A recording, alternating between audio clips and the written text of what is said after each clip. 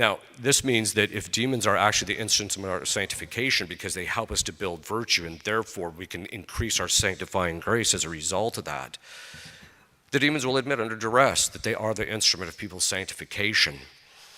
Once in a while, as the person becomes holy and is beating them up, I'll afflict the demons by just saying, look at you.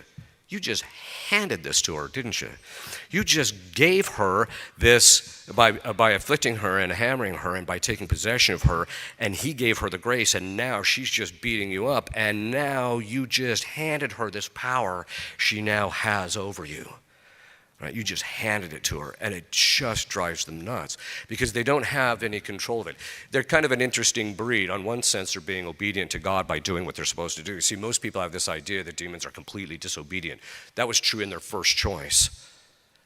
After their first choice, their wills became locked and fixed in evil, and that means everything they choose and do is in the context of that. But also, the diabolic is they're still angels. Their nature did not change, and it means their natural law did not change. And so that means that the third category of natural inclination is that's the part where the authority structure is built into the minds of the angels and into men. We know it's built into our minds because children, other than the fact that once in a while they disobey, as a general rule obey. And they know that when their parent tells them stop that they have to stop it. And one of the ways you know it is even when they're just 2 years old and they don't fully understand stuff, they're reaching into the cookie jar watching you because they know they're supposed to be obeying you, but they're not doing it, right? Okay. But with demons, this authority structure is so absolutely clear in their minds that when something comes into their mind, it burns until when God tells them you must do X. They know they cannot disobey him. There's no point in talking about it. There's no negotiation, right? You just do it and get it over with. And so they want to do it as quickly as possible. But basically what this means, though, is so in one sense, they have to, in some cases, they have to possess because they're told to. And a lot of times they can't get out because God won't let them out. Even though they want to get out, they can't. They have to obey him and stay around. But it also means that they're compulsive, right? They can't help but want to hurt us and to do these things. So this basically tells us something. In a culture, in a society, and in our church, how powerful the demons are, therefore, is directly proportionate to the sanctity of the members of that culture or church. That's what that means. So, it's not looking good. Most people in our culture now whether they fully realize it or not is another matter, but most people in our culture and even in the church are leading habitual lives of mortal sin. And this means they're empowering the demons, and as a result of that, it's harder for us. But this is something that tells us something a little bit about the wisdom of God. We are told by certain prophecies that in the end time there would be these great saints, right, that would be raised up. And part of that has to do with the fact that in the end times, I'm not suggesting that we necessarily are, I'm not saying we're not, but it's looking pretty bad. I mean, when you hear about the end times, it's like, kind of looking like it. But the point being is that as things get worse, there is greater opportunity for sanctification for us. Because we have to rise to a level of virtue. We have to start working on sanctity and achieving that sanctity if we are going to survive just living in our culture, right? Just to be able to function and keep your sanity. I mean, the very fact that in our culture we allow two people of the same gender to get married is a sign that our culture has lost its marbles, right? And this is an indicator to us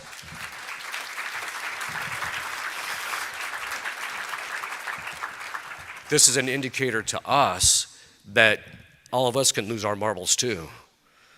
There's a company that's actually going to start putting out my memorabilia, and one of them is a mug that says, "Sin makes you stupid," right? But in the book that I just got done writing, I actually talk about how sin actually can cause mental illness. And the more we do that, that mental illness is also a psychological compatibility with the diabolic. But as things become more and more evil, it also means that our opportunities for sanctification, grace, and growth in virtue are even better than they were in the past. because we have to fight. To live in this culture and to live a normal Catholic life takes a higher level of virtue than it did 100 years ago. And this is an opportunity for us. Diabolic attack is actually a sign of God's predilection. It sounds so counterintuitive. You would think that if God really loves somebody, he would keep them from any form of diabolic attack. That's only true in heaven. Because the demons are the instruments of our sanctification in this life, they become the means by which we grow holy, and so God will allow them to attack us. St. Thomas says there's 3 kinds of goods. There's goods of the soul, like your state of grace and your virtue. There's goods of the body, like your health and things of that sort. And then there's goods, he calls it euxtenos, which is those things around us, our possessions, our property, our reputation, things of this sort. And St. Thomas says God is willing to allow suffer the detriment to those last 2 for the sake of the first.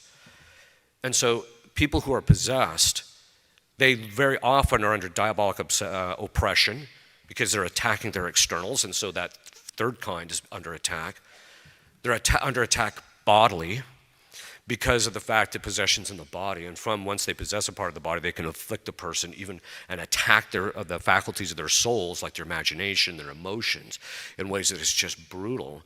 But God's willing to allow that because then he gives them the grace in their souls, but specifically gives them actual graces in their minds and in their wills.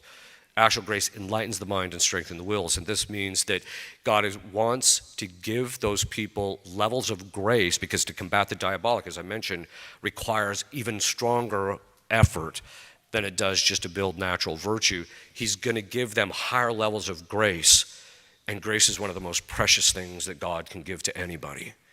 And so as a result of that, he gives those more precious things to those people who are under diabolic attack and affliction.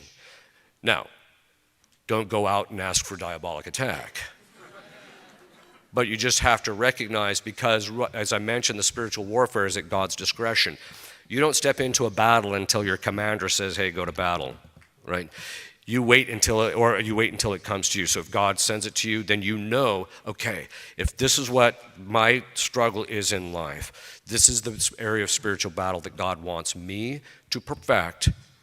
It's the virtue he wants me to perfect, because through that, each time I do this in the state of grace for supernatural intention, I can actually increase my holiness.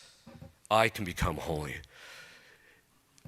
But that also tells you, we hear very often, and it's very true, our only way out of our problem in the church, especially if the principle that you get the leaders you deserve is true. What does that mean about us as a people, as Catholics? Other than, say, someone like Cardinal Burke or a few priests here and there, and a few bishops here and there, it's looking pretty ugly. Well, but what does that mean about us as a people? And that means that the way we're going to get out of this, if we want, phenomenally good bishops and priests, we have to become holier so that we deserve God giving this to it. The other thing you have to remember is the priests come from the general lot of the laity, right? They were lay people at one point, and so they come up and they work their way up. So the state of those people, the lay people, is going to determine God's going to raise up. Now, from time to time, God will actually raise up and give people specific graces, but generally we get the leaders we deserve. So if we want the spiritual warfare that's going on in the church, because let's face it, what we're battling in the church is not just a difference of ideas. It's evil we're battling now. Because they are trying to push things on us, to promote certain things on us that are right down sins calling to heaven for vengeance and things that are just evil.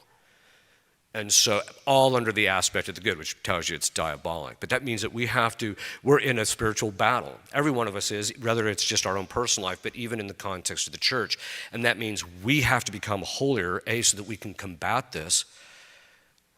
But also, going back to merit, how much your prayer merits, how much your prayers, sufferings, and good works merit is directly proportionate to how much sanctifying grace you have. So basically what that means is that you have one of 2 options. If you want your prayer to be extraordinarily efficacious, then you have to become holy. That's the way that you do it. And God preordains, the saints say, God preordains that in order to achieve certain things, he wants a certain amount of merit to be obtained through prayers, sufferings, and good works. But it's the merit, it's the amount of merit. This is why St. Louis Marie de Montfort can say that a single sigh from Our Lady is more meritorious than all the martyrdoms, all the sufferings, and all the good works of all of the saints combined.